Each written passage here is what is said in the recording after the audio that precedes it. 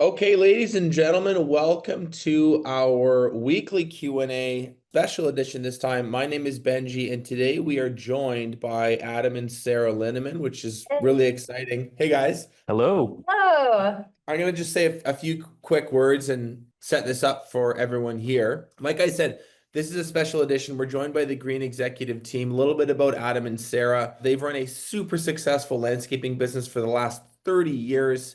And then in the more recent years have evolved this into a very landscaping focused consultancy, aka the Green Executive. So what they do, core focuses are Profit First framework implementation. For those of you familiar with that way of structuring your books and doing financial tracking, it's an extremely powerful format, one I love. They're very, very strong and deep in bookkeeping and accounting systems more broadly. They do a ton of work on LMN software and technology implementation for landscapers, and overarchingly are really committed to providing financial clarity and better decision making as a result through better numbers. And the reason they're here is because they are our newest LeanScaper advisors. So we're honored to have them. They're going to share a ton of expertise today.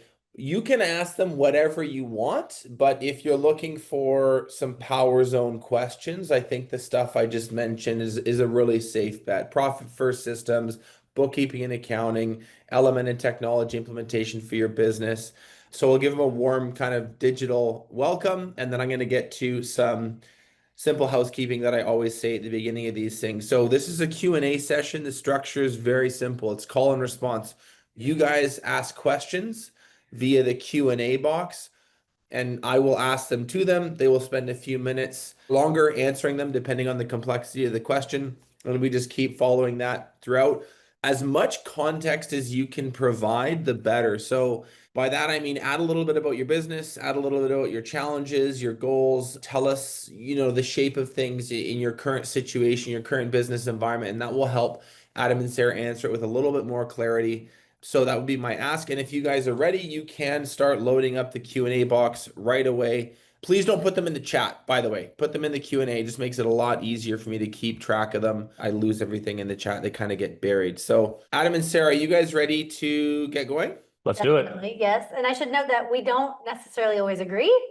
So you'll get two perspectives truly. We're not afraid to, well, I'm definitely not, pretty not afraid to disagree. So I think that's one thing unique about us, husband and wife team, running a landscaping business and doing consultancy work together. So ask away. Let's start with the first one. This is from Tim. We've been mixing personal and business expenses for years.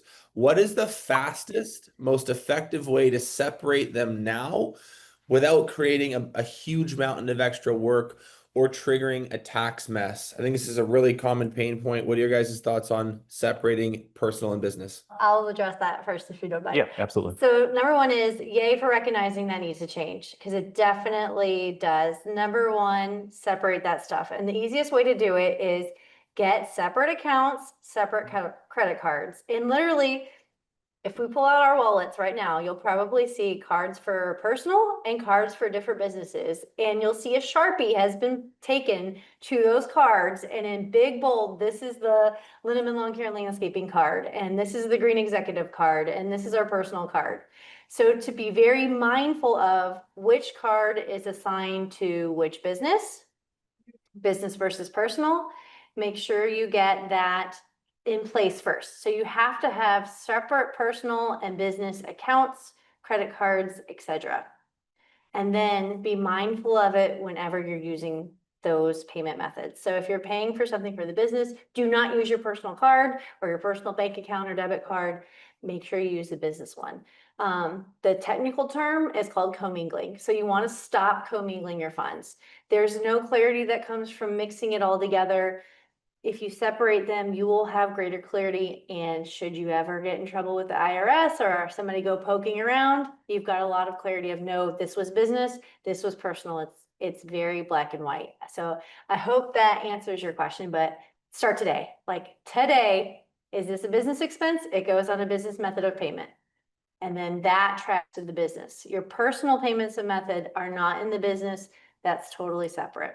Would you add anything, Sarah, about just like going back retroactively and sort of cleaning stuff up Or is it just like, hey, get like start now and do it right moving forward?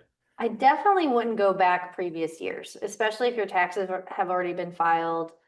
Previous years, that ship has sailed, just let it lie. Maybe this year, and personally, I probably would. Now you're at the midpoint, so kind of decide where you're at with it. But I think once you get into it, if you get into it and you start tracking it separately, you're gonna see, I probably do want to go back and make this year really clean. Benji, I wanted to add one thing. By doing this, you're providing financial clarity to yourself, your business, and any investors or anybody that may want to take over your business at some point in time. So that's another positive thing about stopping the commingling is the financial clarity and being able to separate, obviously, the finances. One more point, if you do go back, that might be a little overwhelming to say, okay, where was this personal, was this business? It was all mixed together. Just take it a month at a time. And if it was a personal expense paid by the business, you can track that separately. It would go in your books as money out to a owner's expense, personal expense, owner's draw, something of that nature is probably already in your books. So you would track it that way. Cool. Thank you, guys. This is a question from Ryan, who's always got great questions. He's asking for a recommendation on office admin personnel for an $8 to $10 million company. Ground maintenance, snow, design, build, installation, etc. Specifically for office management, AR, AP, and HR. So I think what he's looking for is a bit of a role. Sounds like he wants to team build in the office, and he's looking for your guys' perspective on like what the right roles and structure would be for that department of his company. So like what that person should be responsible for, that kind of thing, I right? think like, yeah, or is it multiple people? Like maybe just Okay. describe like for an $8 to $10 million business, what are the right people to have, and then what should those roles be more specifically? And Ryan, if I'm answering your question the right way, give me a thumbs up. If you want to maybe add a little more context to it, you can do that via the chat or via the Q&A, and I'll add it on. But why don't you guys get started with that? Yeah. So 8 to 10 million, I think you definitely need at least one person in that role, because so if they're in sales, they need to be focused on sales. If they're in managing like an ops manager position, they need to be focused on that. So if there are tasks that those roles are doing that can be alleviated so they can focus on what they can do best and really move the company forward, let somebody else come in. Now, I don't say that as an undermining of that position, because I think that position is one of the key people in any company. So at Linnemann Lawn Care, it's Peggy, and she is like the nucleus, right? So whoever is in that position, an office admin, first of all, they're your gatekeeper. Right. And they know the pulse of the company without a doubt. They have a real thumb on the pulse of everything. I'm seeing your note there, not sales or operations. Okay, I'm reading Ryan's note. So kind of a behind the scenes is what I'm catching. You might be saying maybe we need a full-time HR person. Maybe that's where it is, in getting some clarity from Ryan saying, hey, it's not really an assistant kind of person. It's more of you're assigned to these things. Yeah, I think so. Like accounts receivable, accounts payable, human resources, and office management. It sounds like that's what he would like to hire as an ideal role. Maybe that's too much for one person all to handle. He said AR and AP a couple times, but I think that's the thing he's probably most concerned with. Just if you guys could speak about what you've seen work in structuring and designing those roles in the context of an $8 to $10 million business, I think that would be awesome. I would say that one, maybe two people could handle that. But here's the thing. I would be really hesitant to hire more before I explored outsourcing. Because something like, especially HR, it's so specific and there's so many laws and all those details in there with HR. So consider outsourcing if you can outsource any of that and still maintain quality that is of your standard. You know, I wouldn't outsource something like that to just anybody, but before you take on another person, something that's so specialized, it's worth exploring and outsource. Whatever a business can do to try to keep overhead low too, obviously is important. So the more billable work with field people is better, right? So like you said, outsourcing it, different types of HR options, things like that, I think would definitely be the way to go. But $8 to $10 million company, like you said, I think at least one, maybe two would be a good amount of people filling that position. And I'm always wondering, okay, before we hire somebody, where can we find our own time? Are there tasks that people in those roles are doing that we really don't need to do as a company, or can make go away because we can use our systems that we currently, like our software better? Are there things that we're doing that are just time sucks that we really don't need to be doing anymore? Can we find time for the roles that we already have in place? Awesome. We have a really good question here from Dawn. Okay. One area we consistently struggle with is client communication, especially during weeks with bad weather, employee call-offs, scope changes, or when projects drag on longer than expected. I find myself unsure whether I should be owning that communication directly or if my office manager should take the lead. What's the best way you've seen companies organize and manage client communication during these kinds of disruptions, especially to ensure it's timely, accurate, and doesn't feel like over communication? And how should we be tracking it internally so it's not falling through the cracks? We're a $1.2 million a year business doing 30% maintenance and 70% install. You definitely want to make sure you're all on the same page. No matter who's communicating with the client, you do want that information accessible by everybody in the company who it relates to. So if an office manager is responsible for it, they need to be sharing what they're communicating with the rest of the company. So if you have a system like LMN in place, you have a communication history where you can document your interactions with the client in terms of scheduling or anything else. If you are texting your client updates through a system like LMN, those updates via text can automatically go into your communication history as well. So now, who's the best one to do it? Would it be an office manager like Peggy, or would it be the operations manager who's actually setting the schedule? It seems kind of silly to me to have the operations manager tell the office manager just so the office manager can tell the customer. Like, that feels a little silly to me. What are your thoughts on that? Should it go direct? I think things with like maintenance can be communicated to an extent in masses, maybe whether it be through like an email newsletter. If there's a 3 or 4 day, hurricane coming through, rain spells, you can send out some information that way. If it's going to be design build projects, one-up projects, I think, or at least how we handle it is our salespeople are also acting as account managers for the job that they sold. That person who's responsible for that job, the account manager, is the one that's contacting the homeowner and letting them know of a delay in the project. One thing that we do in our company that we have up on a simple dry erase board is how many weeks are we currently booked out. And when a phone call comes in with a lead for a request for service and an estimate, that's one of the first things that we talk about to the client as a way to kind of see if they're willing to wait for us is, okay, we're booked out 4 weeks, we're booked out 8 weeks, we're booked out 3 months.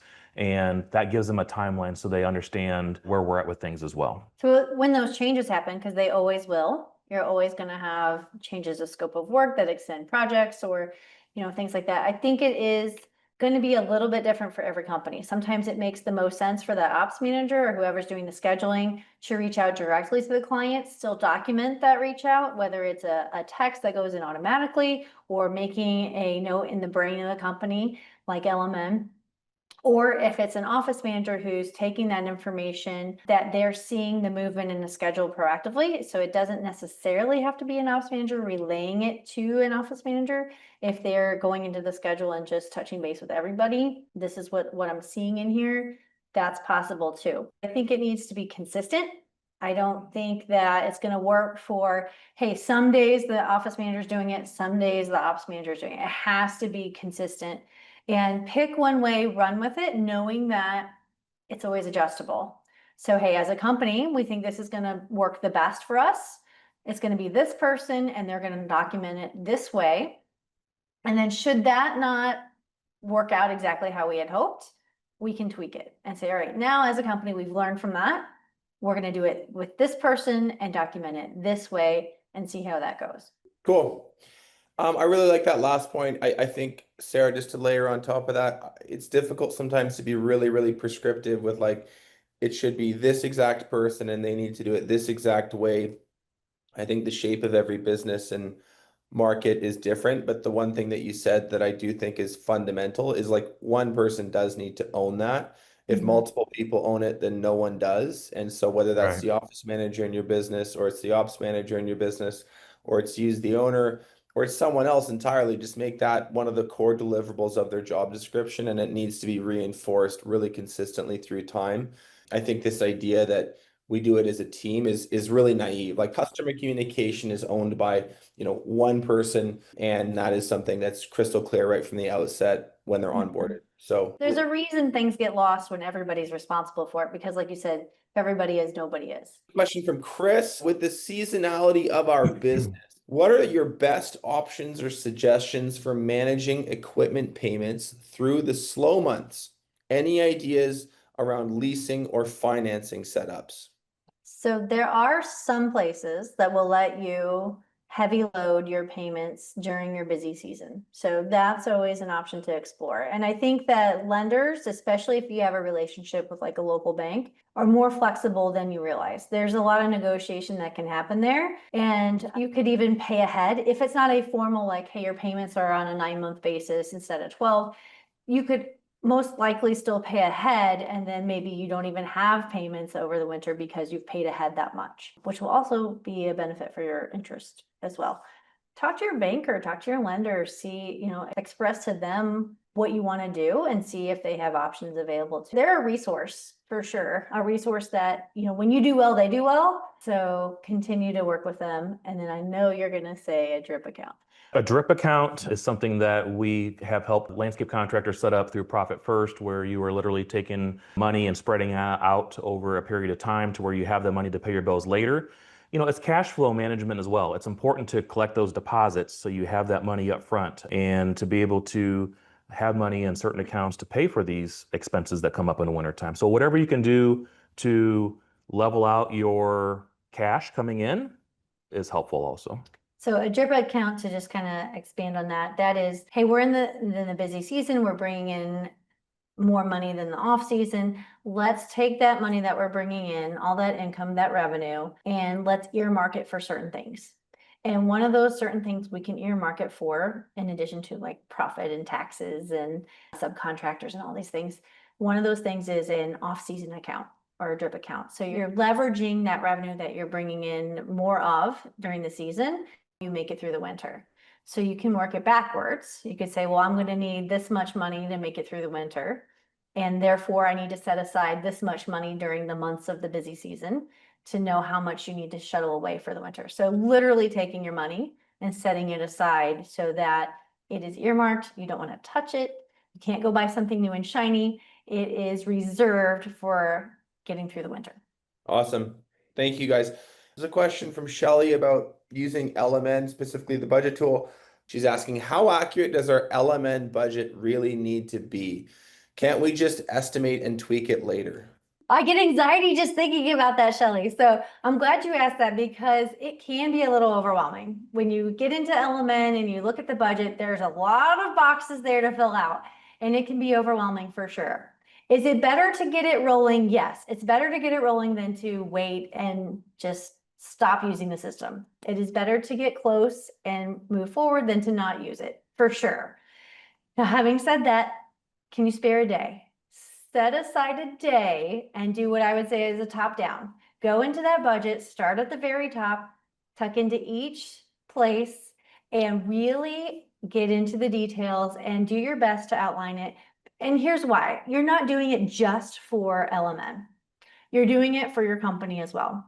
So for the company, you're sitting there and saying, this isn't just a click here, do this. This is a, what's the lifestyle we're going to live as a company? So as a business, what resources are we going to have available to us? What does it look like to support those financially? And then in turn, flip those into revenue. If you can set aside a day, I always say at least a day, maybe a little more if you're not used to doing it, and go top down, refresh that budget, go into each place, have confidence in it, because it's going to serve you in both as a business capacity of thinking about, hey, what does it look like to run this company? And then also because it will serve you in the system of LMN to help you really get clear on your costs, your break even, and your price to your customer. And your budget is a living, breathing thing. For sure. So like we like to touch it and update it several times throughout the year or two. Right. Tweak it, right? For potential new hires that may be coming in that you didn't have in the budget at one point in time. updating your price list as you get new pricing from your vendors in the springtime, things like that. So it's important to be able to tweak that also. Update your budget at least once a year, that top down. And when you're in there, give yourself some really generous comments to help you remember, make it a little bit easier from year to year.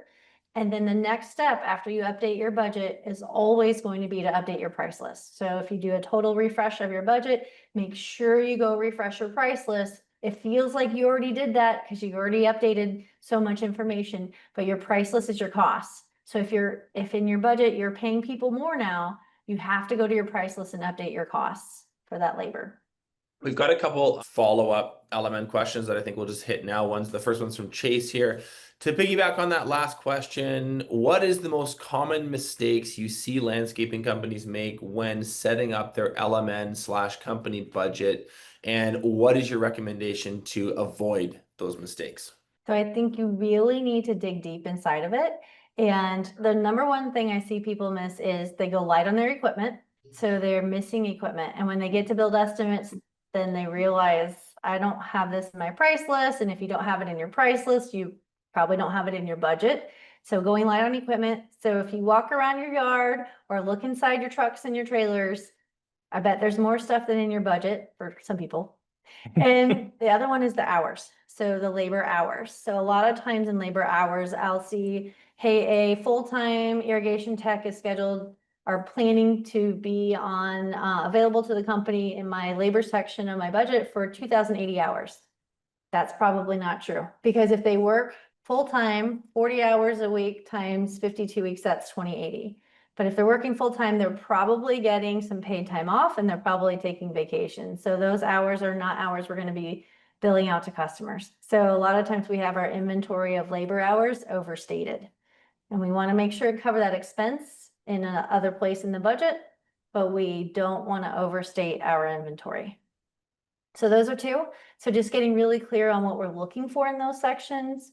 What are the hours that we are having available to the company to bill, our potential? What's our inventory? That's really what it's going for in that labor section is what's our inventory of hours. And then equipment, get out that list, that log of the equipment, and make sure you've got everything in there. And if we go raid the shop or the yard and see what's on those trucks, make sure it's all on there. Cool. Adam, anything to add? I don't think so. Just you have to be thinking about your software as a tool. I would argue it's probably more important than the skid steer that's on your trailer, because if you don't know what to charge and you're not using the software right, then you're not making money in the first place. So just put the time into understanding the software, utilizing the software to the full capacity.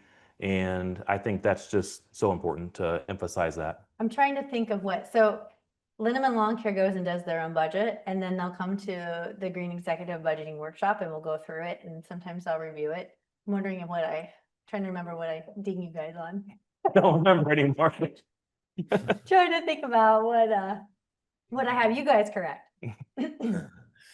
We have one more follow-up question on the LMN stuff from Martha. LMN doesn't offer a ton of automations for workflow. Are you guys supplementing or backfilling for that by using an outside program like Trello or a Gecko board? Estimate progress, 5 touches, credit card on file to schedule. So it sounds like she's maybe missing some project management like functionality and is wondering if you guys have any advice for that. Yeah. Hey, Martha. So I know you guys are newer to LMN, and I do think that if we take your list there, the list of points, that we could show you possible solutions for those inside LMN. So having said that, we try not to leave LMN if we can help it. So we want it to be the one place, the one system that staff members need to learn, the one go-to for everybody at Linnemann Lawn Care to be able to build in information and also draw information out from. Having said that, we do use Google Calendar. So Google Calendar is used for the company, like the sales meetings, company meetings, trainings. Time off requests, things like that. Yeah. Is there any other? I don't think so. I think so either. We use it for scheduling our appointments as well. We use like a Mailchimp for newsletter push. The clients that are getting that is all coming from LMN. Of course, we use QuickBooks. We are on QuickBooks Online at Linnemann Lawn Care. So we use that for the accounting software. But some of the points that you mentioned, like progress payments. We can do that in LMN. And there were some others there that tags might be like a card on file tags, or we actually put a code in.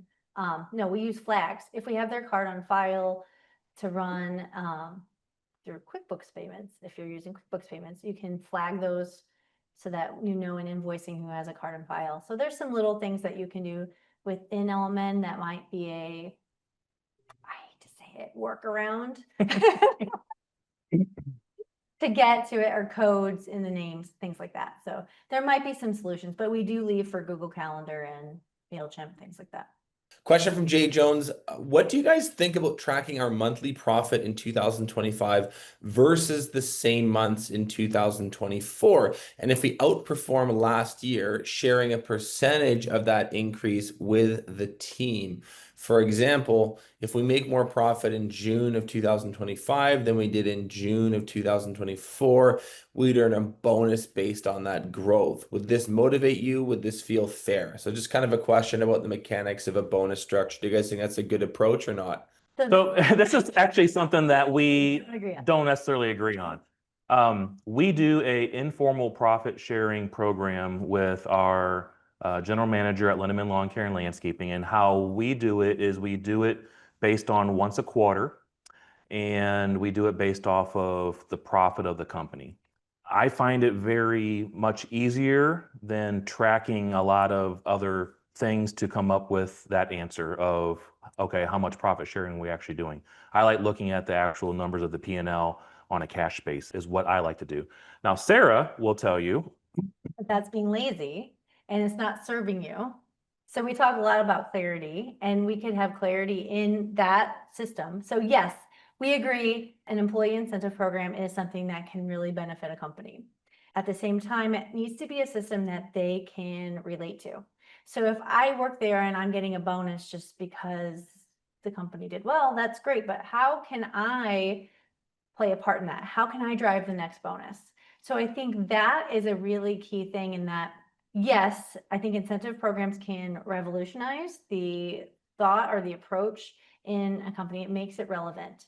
So if it can be relevant to me, it's automatically important to me, and I can see how I can impact it, and then I can help drive that and better all of us, because the company is what's brought us all together.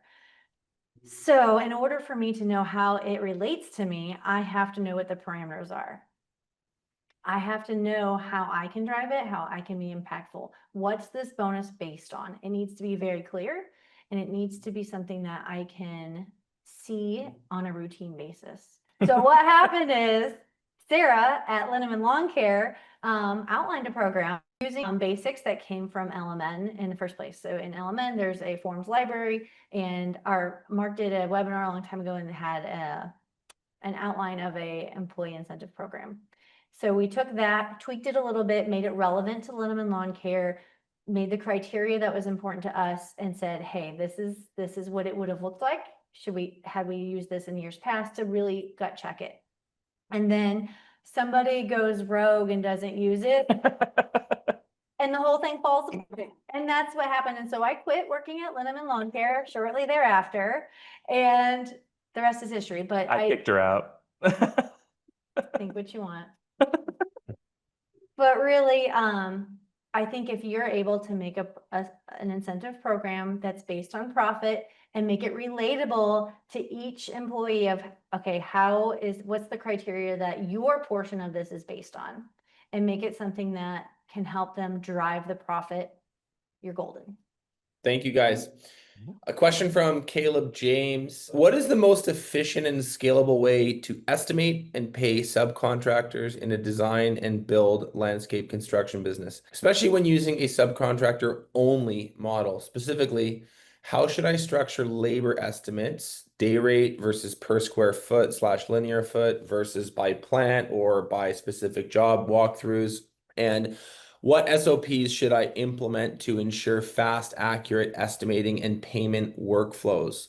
Also, can LMN be optimized for use in a subcontractor-only business model? So a bunch of questions in there. Let me know where you guys want to start. You want to start with the pricing? Yes. So with pricing, something that we talk on a lot at the Green Executive is that ultimately what we are selling as landscape contractors is time. Time is our inventory. That's what we are selling. So if you're using subcontractors, that subcontractor needs to tell Linnemann Lawn Care and Landscaping what their price is going to be and hoping that they're basing their price based off of how long it's going to take to do a job. I don't like square foot pricing because there's so many variables. I don't like tripling the cost of your Japanese maple for the price to install it because that can fluctuate and can cause you to be much more of expensive to install Japanese maples than other types of plants. So ultimately, I like doing a time-based estimate and then obviously having your material with a markup and a profit and so on top of it. So I highly recommend looking at it that way. Just too many variables with square footage. And that's if your subcontractor is giving you a price. You know, if your subs are giving you a price, then you have your cost, Right. which is their time essentially. Now, there are a few companies, and maybe you're one of them, that you tell your subcontractors what you're willing to pay and they take it or not. So if that's the case, then, you know, what's the value to you? That was a conversation we just had the other day is, you know, your pricing to your customers should be based on the value that you're bringing to them. What's their value to you? So much of what we do is gray, right? Like you said, you don't like square foot pricing because there's so many variables. You can have an easy, medium, hard to that square foot pricing, but there's so much gray area and there's nothing that ever is just like black and white. It goes like this. Even in bookkeeping, there's so many variables. And if you ask a room full of CPAs a question, you're going to get a room full of answers, even though you think that, hey, this is taxes, it's all the same. It's really not. And you know, that makes it challenging for us to say, hey, do it this way, because it really isn't a do it this way, because each relationship with your vendor is different. And each one of your subcontractors brings a different value to the table. So maybe it's a get it done quick and reliable and communication, like all of those different things come into play. And each one of your subs, just like each one of the people on your team, has a little bit different niche. And what do you value the most? And if you're building up a project, you might even have a particular subcontractor in mind. So for that subcontractor, you're willing to pay a little bit more. If it's a different subcontractor, they're going to not bring as much value to you. So you're going to pump up your profit on those, give them a little less, take more in the profit. Maybe the price to the customer is the same either way because you have your price. And in between here, you have the money for you and the money for the sub. And the money for you has to cover your overhead and your profit. And maybe your profit layer is thicker on some of your contractors and thinner on some others because they bring so much value to the table. Do you have any thoughts on the second part of the question? What SOPs should I implement to ensure fast, accurate estimating and payment workflows? Gotcha. So I think that's kind of twofold. SOPs could be, hey, I'm building a proposal and I'm looking at my cost, my break even, and my price to my customer. You're going to see profit there too. So SOP could be, hey, we only work for a certain amount of profit or a certain amount of revenue per me an hour. Now, if you're subbing out, you're primarily looking at your profit. So you're making sure you have a certain threshold of profit that we have to make on each job after we make sure that we're covered with our overhead support and our costs from our subcontractor. So setting thresholds would be an SOP of, hey, you have wiggle room as a salesperson or estimator. This is your hard stop. So making sure you're covered there. And then payments, cash flow was the second part. Payment workflows. That's all I said. If you're using LMN, you're going to have the option under contracts to do progressive payments. And even if you're not using LMN, you can still outline to your clients and everybody on your team, this was the sale. The sale was this amount of money, and this is when payments are expected. So it's really a payment schedule. Whether you're using LMN or not, you can outline that and make it part of your proposal so that everyone is on the same page of those expectations for payment. And you can stair step it.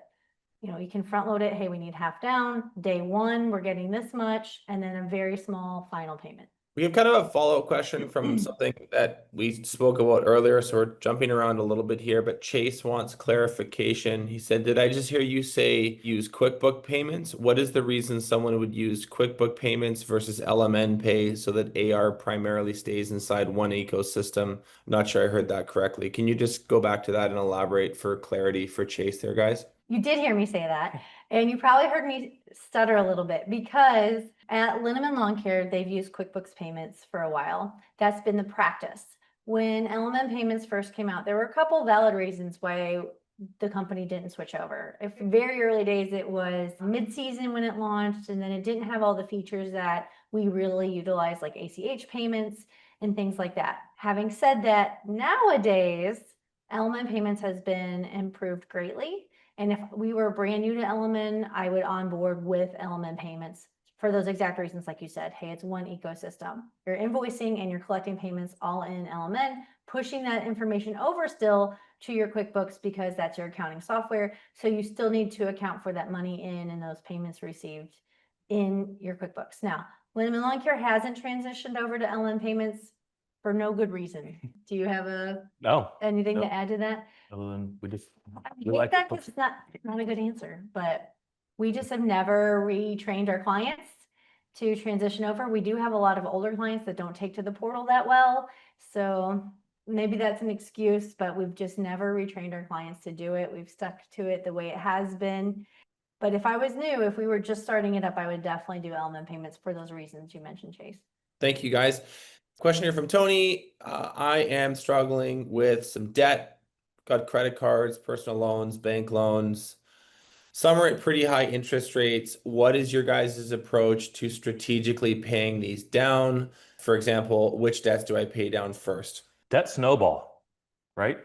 So pay off the smallest loans first, keep at that process.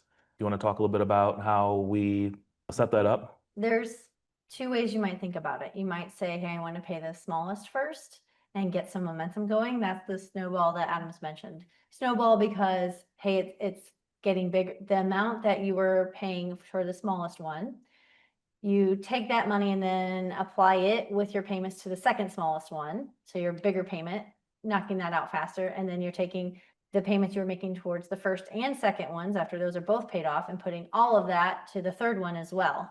So you're getting a bigger and bigger payment each month. You're still having the same cash out, but you're plowing more towards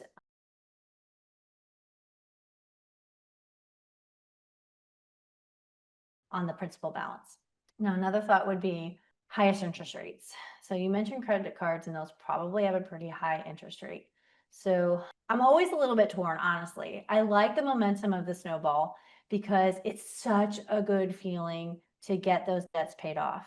It's so good to have one less check going out the door. At the same time, in the back of my head, just because this is how I want to save money, right? I want to pay my 19% on a credit card off if you're lucky 19%. Maybe there's a combination of both. Let's look at what's the lowest amount that's due principal. Which one can we pay off the fastest is, I guess, the way to put that. Which one do we owe the lowest amount on so that we can really put maybe even an extra $10 to $100, however much extra a month we can put towards that, try to get that knocked out, and then take that chunk of money, add it to what you're paying for the second one. Your other ones, call those companies and tell them, hey, I am committed to paying this off. Can you work with me? What can you do to help me negotiate? Because it is a negotiation. What can you do to help me negotiate this down? I can do this. This is my plan. What can you help me, or how can you help me consolidate this? And I hate to even say it, but you might look at alternatives too for consolidating. So if you have a whole bunch of stuff that's really high interest, maybe it's time to consolidate, get one big loan and take all those little guys, the high interest, and see if you can consolidate it into one loan at a reasonable interest rate. So lots of different options depending on your situation and what rates and fees you're paying and the principal balances you have, but attack it. Yeah, good for you for recognizing it and wanting to address it and make a plan and start attacking it. Benji, going forward for people that are in debt, I think it's important to get into the mindset of asking yourself 3 questions before you go out and make any purchase going forward. And the 3 questions are, is the purchase what I'm about to make good for my company? That's question number 1. Question number 2 is the purchase what I'm about to make good for my customer? And the last question is can the purchase wait? Contractors, they fall into this trap of wanting shiny new equipment all the time. And if they can't put that new piece of equipment to use 4 or 5 days a week, they shouldn't be buying it. So you really got to be smart with your purchases, and you have to pass that sniff test. So those 3 questions Has to pass all 3 before you go out and make these new purchases. Have you guys found anything useful, like from a psychology perspective, to maintain that discipline? Like, I think those questions are helpful, but you still need to kind of avoid pulling the trigger on the shiny object. Like, what have you guys found useful in really being honest with yourself about can this wait or not, and sticking to your guns and making more prudent financial decisions as an entrepreneur, as an operator? So I think that when you're able to have that self-restraint and have pride in the fact that I didn't go and spend that money, that means I have this much more money. Now, we do use literal cash accounts to help us leverage that and see the result of that. So if I didn't take money out to buy something shiny, then that means I have more money left in my profit account. And my profit account is, for me as an owner, a reward for the risk that we take as an owner, that I do get to go pull out personally and go on a vacation or whatever we want to do. But it's also back to that whole employee incentive program. You know, I can also use that profit to share with the team and help everybody really be on board and say, hey, this is the power of us not buying too many shinies. This is the power of us making good decisions and retaining our inventory of hours, not losing those hours, really turning those out into revenue. This is us not having callbacks. This is us keeping a clean and efficient work area. This is the result of what we did, and we all get to share in that. And that is more rewarding than anything else. Thank you. This is a question from Cheryl. What is the key to making a husband and wife partnership work in a business that never really shuts off? We live together, we work together, we raise our kids together. This is a challenging environment and situation. What is your advice for making this work? Well, Sarah's always asking me questions at 10 o'clock at night as we have our pillow talk before bed. And I tell her it's just constraint. I think it's having clear expectations of shutting off your business when it's time to shut off your business. That's one of the reasons why Sarah doesn't work at Linnemann Lawn Care and Landscaping anymore, because she came to work for Linnemann Lawn Care and Landscaping. It didn't work. She left, and now she's working for Linnemann Lawn Care and Landscaping, but she's doing it remotely. So there's nothing wrong with trying it and working through the process of still having a family-owned business, but knowing what works out best for that to happen. What do you want to mention on that? Cheryl, you're so right in that it doesn't ever turn off. The lines between work and home are very, very blurry in our household. For me especially. Not Adam has the ability to shut it off more than I do. So it is hard. It's hard to really say this is work and this is home. Now, some people are good at that. I am not at all. But what we are good at is really sitting down every so often. So how we break it up is I take the lead at the Green Executive, Adam takes the lead at Linnemann Lawn Care, and of course there's a ton of bleed over between the two, but we try to get super clear on who is responsible for what, so that we don't step on each other's toes. And, you know, every so often we do have to sit down. We've done it like in our living room, taking the chairs and just turning them towards each other and saying, all right, this is what we need to hash out, how we're going to focus on this. What's our plan to move forward? What do we need to do to move forward? And who is responsible for what for these plans and on a daily basis? That really helps provide that word clarity again. It keeps popping up just so that we're both responsible for it. It's probably not going to happen. But if one of us is responsible for it, then we can really own it and take charge of it. So that helps. One of the things that we do usually every Sunday afternoon or evening is we do the week rundown, right? Mm-hmm.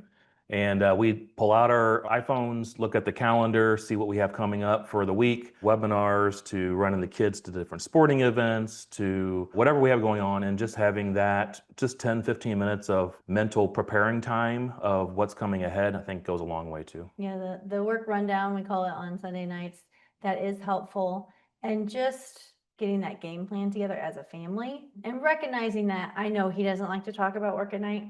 I'm still going to ask him sometimes, but that recognizing that, hey, that's his downtime. He's really good about turning that off. So if I can be respectful of that, that helps me in the long run too.